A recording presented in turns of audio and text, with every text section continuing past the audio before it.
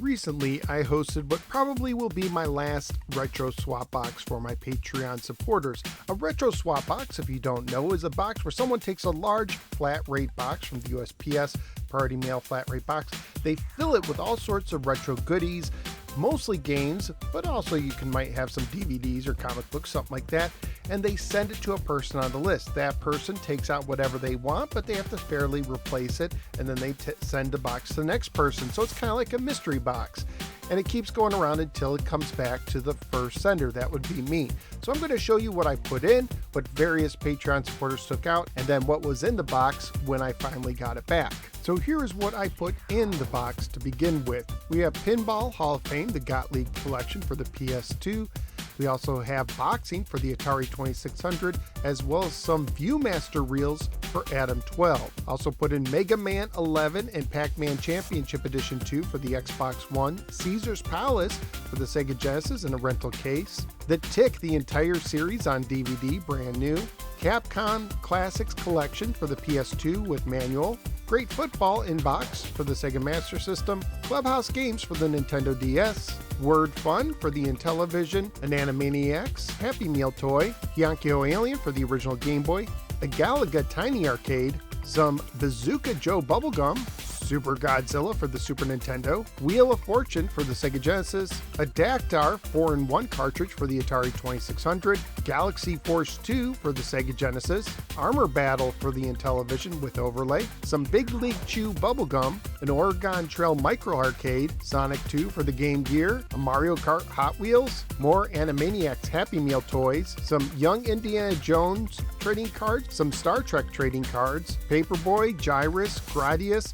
and 10-Yard Fight for the NES, TNC Surf Design for the NES, Racquetball for the Atari 2600, a pair of Japanese Game Boy games, F1 Race and Alleyway for the original Game Boy, a Bill and Ted photo frame, a Gem Stick joystick for the Atari 2600, Uno Go and some more Star Trek trading cards, Sonic 2 for the Sega Genesis and Pro Wrestling for the Sega Master System, a Pac-Man Connect plug-and-play system, Fantastic Voyage and E.T. for the Atari 2600, and Super High Impact for the Sega Genesis, complete in the box. After the video, I also added 2 Atari 8-bit games, Missile Command and Star Raiders, as well as 3 packs of Pop Rocks, and I put some Atari 2600 manuals as well as catalogs for the Intellivision and the Atari 2600 on top. Ferg was the first person to get the box. He took out boxing for the 2600, Clubhouse Games for the DS, the Dactar 4-in-1 2600 cartridge, Racquetball for the 2600, the Gemstick joystick,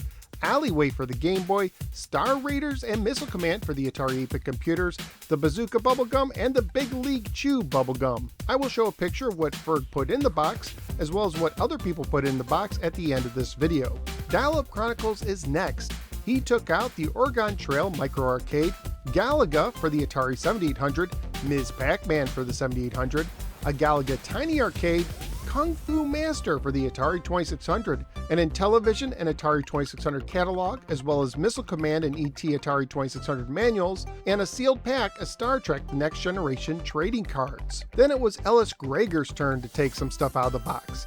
He took out 2 issues of Nintendo Power, a Nintendo Power card sheet, a Sega Genesis 3-button USB controller, 3 Animaniacs Happy Meal toys, the Mario Kart Hot Wheels, some Star Trek trading cards, the Tick DVD complete series, Uno Go, Super Godzilla for the SNES, Gyrus, Gradius, and Paperboy for the NES, Caesar's Palace and Galaxy Force 2 for the Genesis, the 3 Pop Rocks, Solaris for the 2600, Fantastic Voyage for the 2600, E.T. for the 2600, and Fishing Derby for the 2600.